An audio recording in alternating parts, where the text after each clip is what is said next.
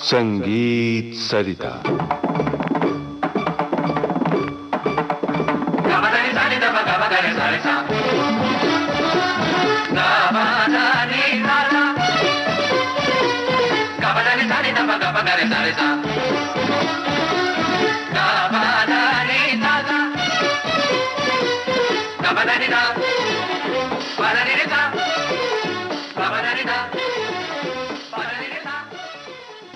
संगीत सरिता कार्यक्रम में आजकल आप सुन रहे हैं प्रसिद्ध गायिका श्रीमती वीणा सहस्त्रबुद्धे द्वारा प्रस्तुत श्रृंखला ख्याल गायन और उसका प्रस्तुतिकरण।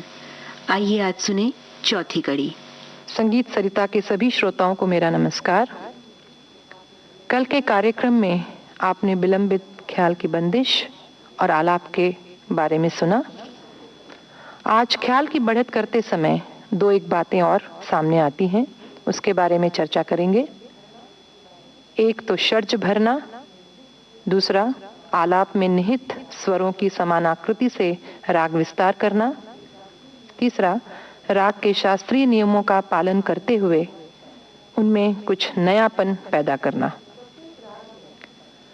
प्रत्येक राग में षड्ज जो अपना आधारभूत स्वर है, उसकी अपनी एक खास जगह होती है। षड्ज के आसपास ही हम लोग स्वरालाप लेते हैं और षड्ज लगने पर पूर्णता का आनंद प्राप्त करते हैं। इसी को षड्ज भरना कहते हैं। स्वरों की समानाकृति की सहायता से भी राग विस्तार में बहुत कुछ नई बातें बनती हैं, क्योंकि राग की बढ़त स्वर संवाद से होने के कारण यदि पूर्वांग में सवाल आता है तो उसकी पूर्ति जवाब में उत्तरांग में अवश्य होती है। उदाहरण के लिए राग बिहाग में कुछ आलाप सुने।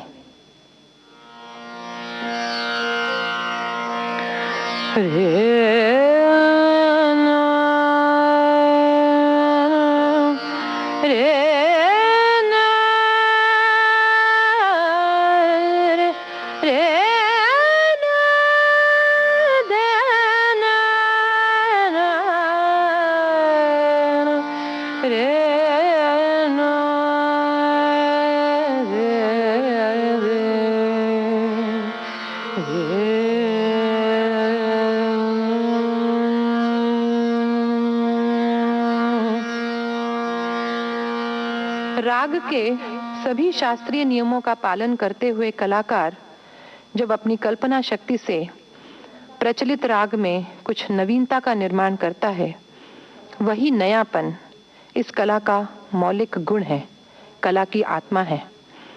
उदाहरण के लिए राग कल्याण में एक रचना सुनिए। नेहा कैसे लागा मोरा, नेहा कैसे लागा मोरा, नेहा कैसे लागा मोरा, उन्हीं के संगवा आली रे, उन्हीं के संगवा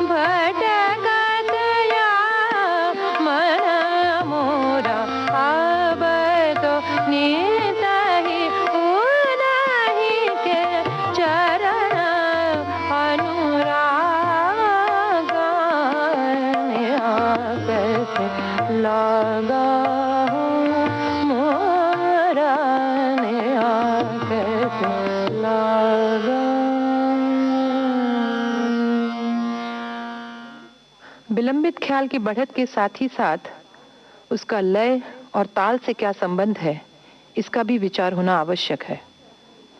प्रत्येक ताल की अपनी एक आकृति होती है, उसी प्रकार प्रत्येक ताल की अपनी एक खास लय होती है। उदाहरण के लिए झपताल, रूपक इत्यादि ताल यदि अति विलंबित लय में बजाए जाएं, तो उसकी शक्ल, आकार स्पष्ट रूप से समझ में नहीं आती है। वास्तव में देखा जाए तो अति विलंबित लय में ताल का आवर्तन स्पष्ट रूप से दिखाई भी नहीं देता, बीच की मात्राएं ही दिखाई देती हैं। बंदिश जिस लय और ताल में हो, उसी से मिलती जुलती उसकी बढ़त भी होनी चाहिए। बंदिश का मुखड़ा और आलाप जितनी सहजता से अटूट बनकर सम पर आएंगे, वह आवर्तन उतना ही प्रभावी बनेगा। यहाँ पर केवल मुखड़ा पकड़कर सम पर आने की बात नहीं है, किंतु पूरे आवर्तन को नजर में रखते हुए, ताल के साथ उस आलाप को लपेटते हुए, बड़ी योजकता पूर्वक श्रोताओं को भी उस आवर्तन की पूर्णता की पूर्व सूचना देते हुए जब वह कलाकार सम पर आता है, तो उसको श्रोता बड़े उत्साह से दाद देता है, क्योंकि उसका उस प्रकार सम पर आना श्रोताओं को सहज, सुंदर, बड़ा ही स्वाभाविक लगता है। इसी को संगीत में आमद कहते हैं। उदाहरण के लिए ताल झूमरा में हमीर की एक पारंपरिक रचना सुने।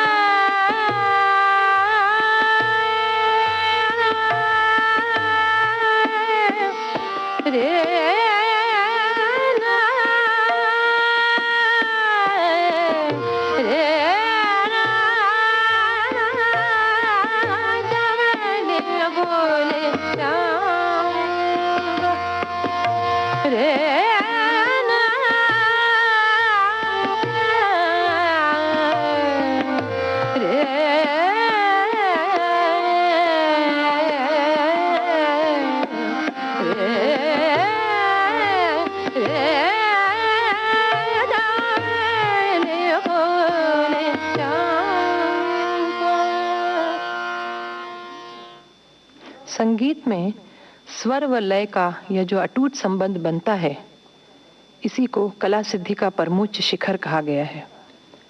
कुछ कलाकार बंदिश की स्थाई और अंतरा गाकर फिर केवल स्थाई पर ही राग विस्तार करते हैं, किंतु कुछ कलाकार अंतरे पर भी अलग से राग विस्तार करते हैं। मेरे विचार से अंतरे पर भी राग विस्तार अलग से होना चाहिए, जिससे तार षड्ज अच्छा खुलकर प्रस्थापित होता है और तार षड्ज के इर्द गिर्द राग विस्तार के लिए काफी स्कोप भी मिलता है। मेरे विचार में इस बढ़त की पूरी प्रक्रिया में तार षड्ज तक पहुंचना यह एक क्लाइमेक्स की स्थिति है। आलाप के बाद बोल आलाप इनका क्रम है। बंदिश के शब्दों को स्वरों में गूंथने को बोल आलाप कहते हैं। बोल आलाप गाते समय शब्दों की तोड़ मोड़ ना हो, इसका ध्यान रखना चाहिए और साथ ही साथ बोलों के उच्चार नजाकत के साथ हो, इसका भी ध्यान होना चाहिए। बोल आलाप और द्रुत गति की तानों को जोड़ने वाला बहलावा कहलाता है। उदाहरण के लिए राग हमीर में कुछ बोल आलाप और बहलावे सुने।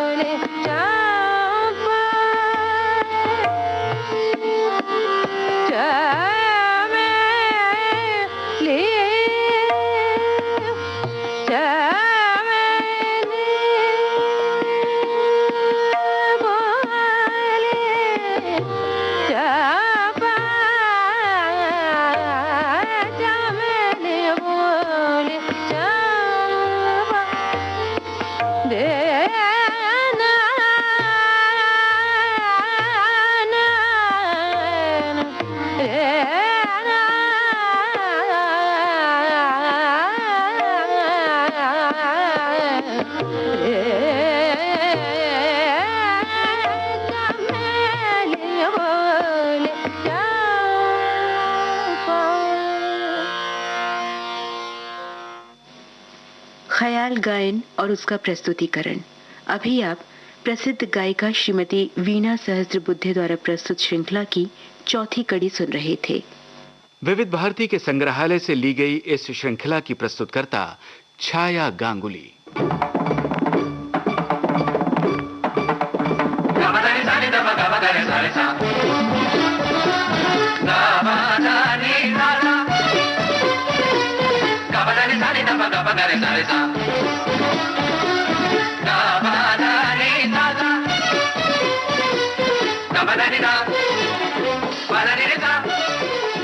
Ba-da-da-da-da.